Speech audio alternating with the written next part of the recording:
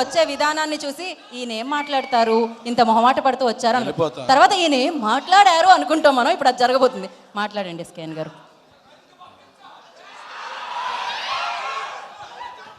Thanks sir. Thank you.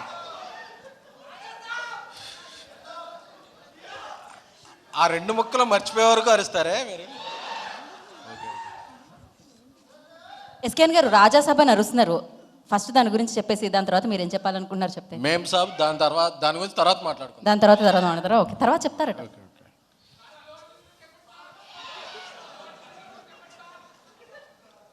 మొత్తం కొట్టాం కదా ఇండియా అంతా, ఇంక చెప్పేదే ఉంది.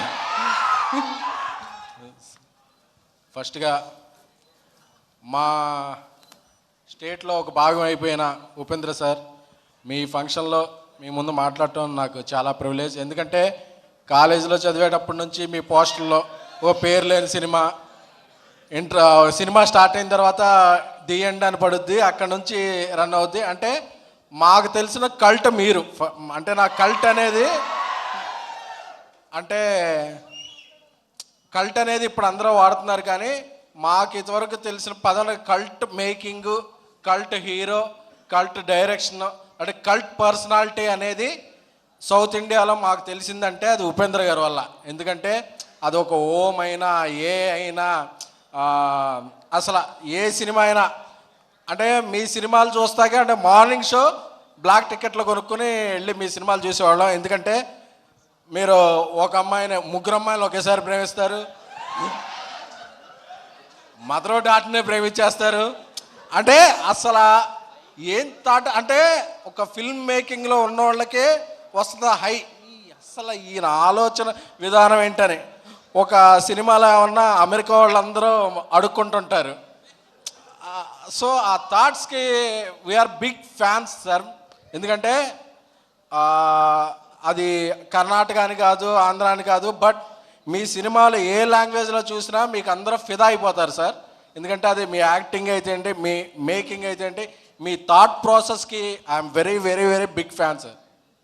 సో అలాంటిది మీ సినిమాకి అతిథిగా రావటం, నేను మాట్లాడటం, so it's a great privilege to మీ.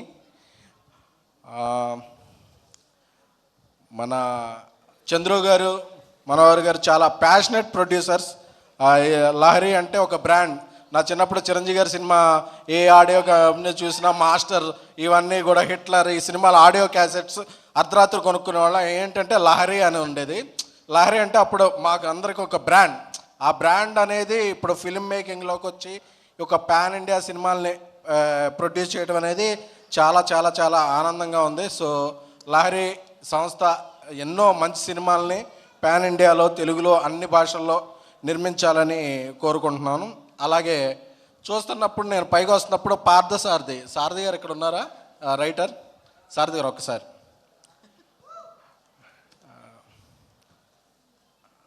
అంటే మీకు ఎవరికి తెలియని విషయం చెప్పాలి, సారథి గారు నాకు చాలా చాలా చాలా మంచి మిత్రుడు.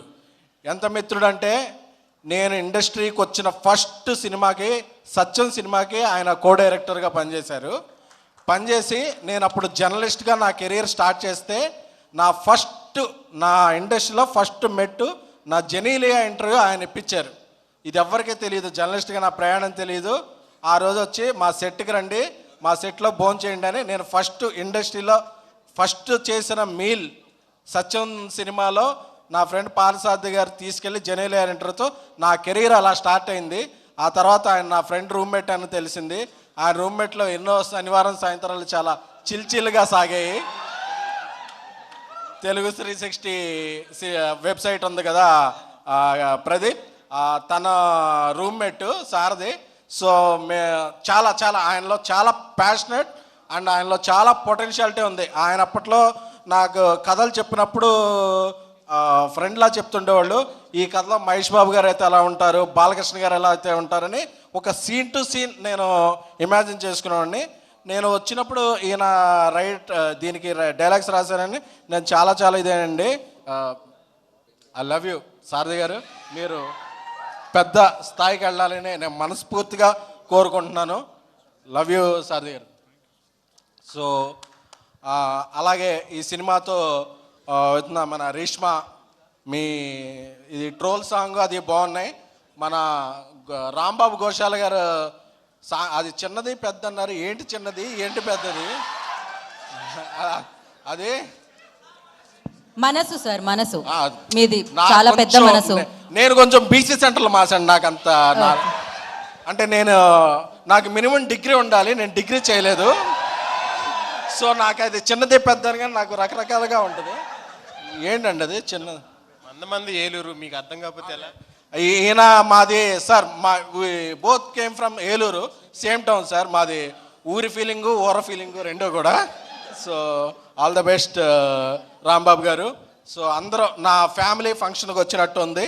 సో ఈ సినిమా 20వ తారీఖున రిలీజ్ అవుతుంది. ట్రైలర్ చూస్తేనే అందరూ ఒక బనానా కోసం కొట్టుకుంటున్నారు. సో అక్కడే ఉపేంద్ర గారు మార్క్ అలా స్టాంప్ వేసేశారు. సో మన ఆంధ్ర, కర్ణాటక, తమిళ, మలయాళ, హిందీ ప్రేక్షకులు కూడా, ఎందుకంటే ఇప్పుడు ఇండియాని రూల్ చేస్తుంది సౌత్ ఇండియన్ ఫిలిమ్స్. మొన్న బాహుబలి అవ్వచ్చు, ఆర్ఆర్ అవ్వచ్చు, కల్కి అవ్వచ్చు, ఇప్పుడు తగ్గేదేలేని రికార్డులు కొట్టిన పుష్ప అవ్వచ్చు, ఏదైనా సరే మన పాన్ ఇండియాగా మన జెండా ఎగరవుతుంది. ప్లస్ ఈ సినిమా మన గీతా ఆర్ట్స్ నుంచి రిలీజ్ అవుతుంది.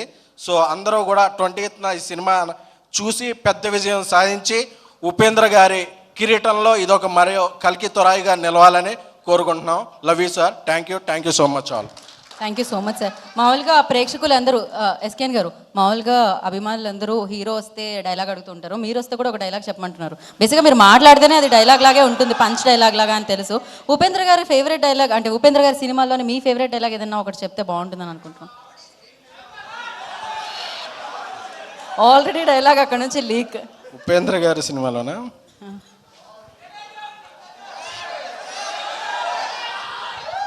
I am God. God is great. Thank you so much, SKN garu.